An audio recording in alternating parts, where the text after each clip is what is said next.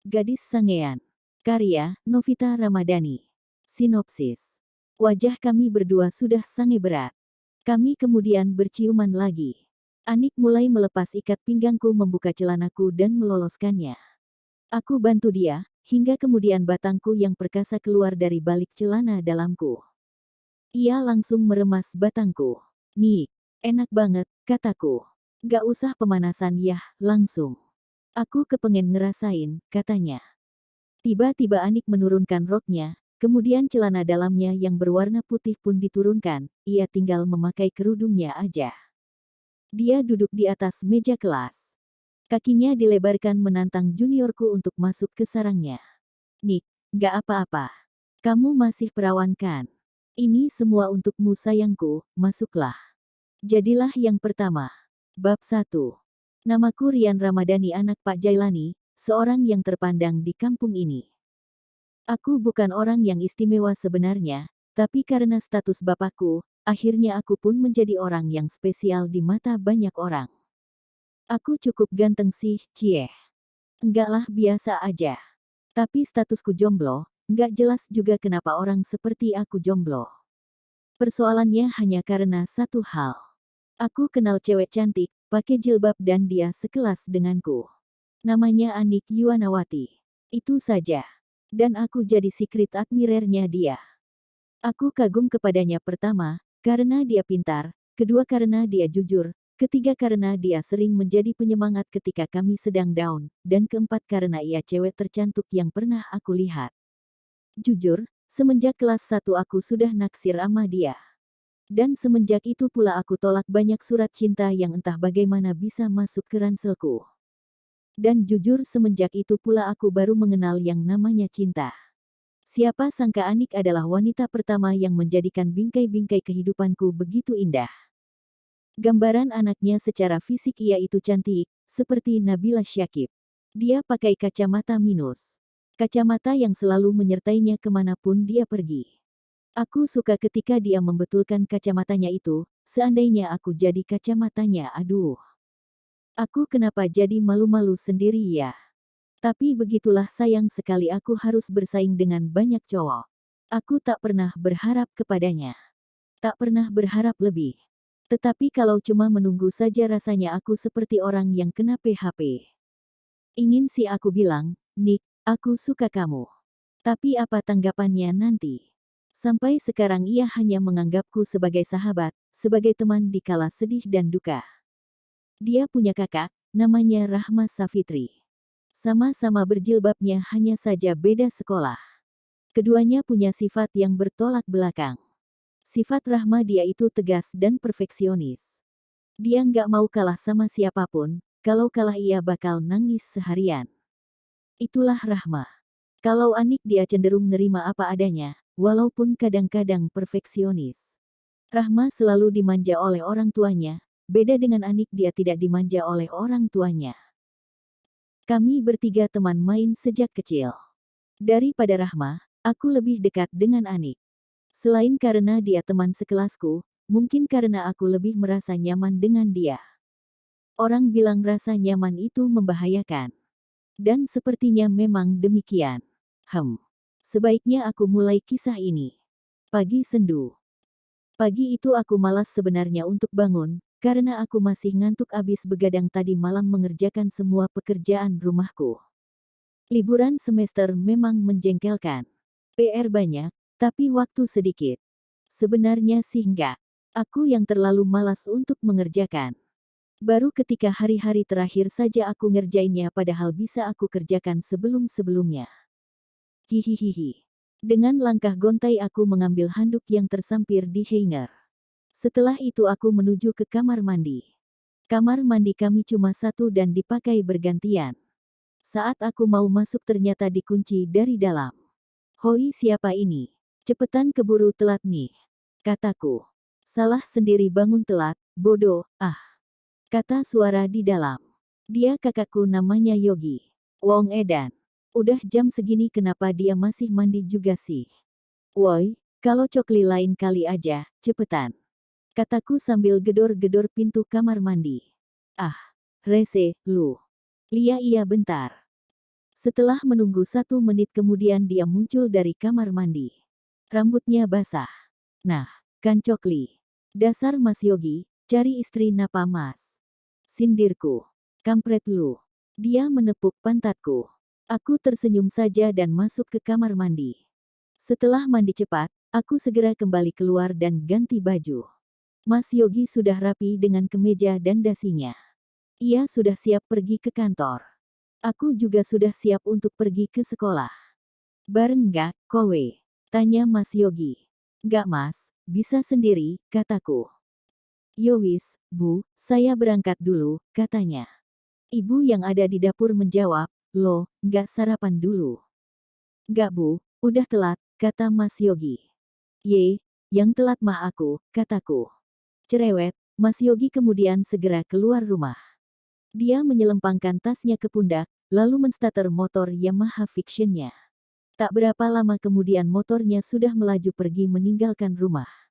Aku pergi ke dapur sebentar. Kuambil kotak bekal. Kutata nasi, sayur dan lauk ke dalamnya. Setelah itu aku pun pamit kepada ibuku. Bu, pamit dulu, aku cium tangannya. Loh, ini juga nggak sarapan? Tanya ibuku. Ia selalu berprinsip anak-anaknya harus dan wajib sarapan pagi. Gak deh Bu. Saya bawa bekal aja, kataku. Ya udah, sana, hati-hati. Katanya. Aku pun berangkat sekolah. Asteris asteris asteris. Sekolah, tempat semua anak ABG menggantungkan cita-citanya di sini. Tempat di mana orang-orang seperti aku belajar ilmu-ilmu yang terkadang gak ngerti kegunaannya apa.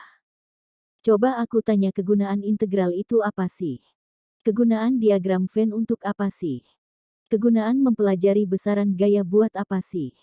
Kita semua belum tahu kegunaan itu. Bahkan ada yang kepengen banget kuliah ngambil jurusan matematika. Emangnya kalau sudah lulus kerja di mana? Itulah pemikiran polos anak ABG, mau gimana lagi?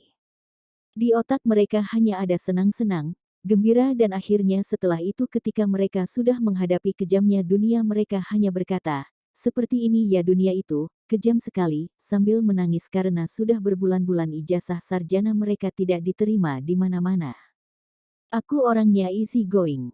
Kemana aja suka. Gak peduli apakah aku terkena angin ini, atau angin itu. Aku tak pernah merasa dipingpong juga oleh isu-isu perpolitikan yang berkembang dewasa ini. Pejabat korupsi, pejabat selingkuh, skandal di mana-mana. Anak-anak saja yang sangat demen kisah-kisah seperti itu, atau mungkin para selebritis yang memanjakan diri mereka di spa, atau kawin cerai. Rasanya juga terlalu enek ketika harus membahas hal-hal seperti itu. Namun itu serasa indah kalau misalnya Anik yang membahas. Hari itu dia datang dengan tampang kuyuh. Sama seperti aku. Welah dalah, kowe kenopo Nik? Waduh, kamu kenapa Nik? Tanya Elok. Aku baru ngerjain tugas tadi malam, ngantuk Jess, jawabnya. Sama, podo karo aku, sama seperti saya celetukku. Halah, kowe kamu emang dari dulu suka begadang. Kata Elok. Pagi itu tak ada yang istimewa selain aku menjadi semangat lagi setelah melihat wajah Anik. Bidadariku itu kembali masuk pagi dan kami sama-sama loyo karena tugas. Apa boleh buat? Secara ajaib dia telah memberikan semangat yang tidak terduga. Andai dia tahu itu. Setelah jam pelajaran akhirnya jam istirahat pun datang. Rian. Panggil Anik. Apaan? Tanyaku. Ikut bentar yuk, jawabnya. Ada apa? Mau curhat? Lia, biasalah anak cewek. Ia curhat. Aku pun diajaknya ke perpustakaan di mana biasanya kami saling curhat. Iya, kami. Aku kadang juga curhat soal kelakuan Mas Yogi. Dan dia curhat tentang dirinya yang diajak taruhan ama Elok buat agar si Zain, cowok idaman kelas sebelah jadi pacarannya selama sebulan terus mutusin begitu aja. Dan taruhannya cukup gede kalau bisa bikin Zain jadi pacarnya, maka Elok akan ngasih dia makan gratis di sebuah restoran plus ditraktir nonton bioskop. Kalau tidak bisa ya sebaliknya. Kamu terus jabanin aja gitu. Tanyaku. Yah, kamu tahu kan aku ini terkenal dengan sebutan Miss Rempong, jawabnya. Terus. Sekarang. Yah, terpaksa deh. Aku bakal ngerayu si Zain, kali aja dia suka ama aku, katanya. Yah, salahmu sendiri itu. Terus, gimana tanggapan Zain? Belumlah, aku belum bertindak kok. Aku minta tolong kamu boleh nggak nih? Minta tolong apaan? Kasih surat cinta ini ke dia. Weleh, cowok ngasih surat cinta ke cowok, entar aku dikira gay lagi. Yaelah, kan di dalamnya ada namaku, lagian kamu tinggal bilang dari aku. Anik, Anik, kalau seandainya kamu tahu aku suka sama kamu, apa kamu tetap akan berbuat seperti ini? Tapi tatapan mengibamu itu tak bisa aku tolak. Demi cinta aku rela melakukan ini. Aku menghela nafas, ya udah deh, sini. Aku menerima amplop warna pink pemberiannya. Makasih ya, aku tahu kok kamu baik banget. Kamu sahabatku yang paling baik deh. Makasih ya Rian, katanya. Anytime, kataku. Kemudian Anik meninggalkanku seorang diri. Aku menggenggam surat itu erat-erat. Aku yakinkan dulu ia telah pergi sebelum rasa penasaranku terlalu tinggi dan ingin rasanya membuka amplop ini. Akhirnya aku buka juga amplop ini. Dear Zain. Maaf ya, surat ini kecil. Tidak wangi. Dan juga mungkin tidak menarik perhatian. Aku sadar bahwa selama ini aku punya perasaan sama kamu. Kamunya saja yang cuek. Aku ingin sekali kamu menggandeng tanganku dan menghiasi hari-hariku bersamamu. Itu kalau kamu tak keberatan sih. Dari Anik kelas 11-7. Aku marah sekali, emosi. Pagi itu menjadi pagiku yang sendu. Aku masukkan kembali surat itu ke dalam amplopnya. Setelah itu keluar dari perpustakaan. Aku menghampiri kelas 11-3, di mana si Zain ada di sana. Zain ada? Tanyaku. Tuh.